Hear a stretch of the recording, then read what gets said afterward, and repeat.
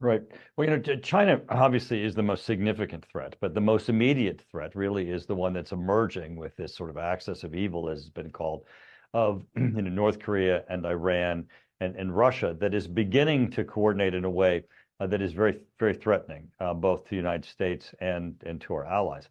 And unfortunately, in what we're going to have to accomplish in the next administration is we have not been coordinating with our allies. You see uh, Israel responding to Iran and Iran's direct attacks against Israel.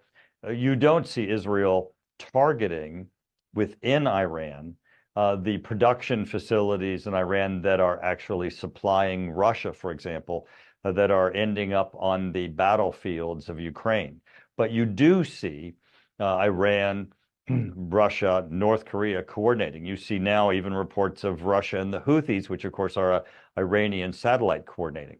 You see all of these adversaries of ours and to the West coordinating and working in a way that is very destabilizing, and in a way where, of course, they're authoritarian regimes that are joining together. Now, if you layer on top of that China, you have to understand that when President Xi went and stood next to Vladimir Putin as the Ukraine war began to unfold, and in what we consider to be a hot mic, an open mic moment, President Xi was caught standing next to Putin, and he said, "We, the two of them, are bringing about change that hasn't happened within 100 years." Well, we know what that 100 years is. That 100 years is World War I and World War II. That's the fight between authoritarianism and democracy, and that's what all of these axis of evil have in common: is they're authoritarian regimes.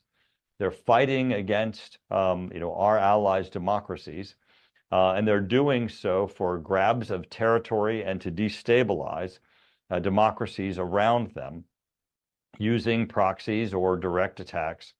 And that is a direct threat and a direct threat to the United States. And that's what the United States is going to be facing into the next administration.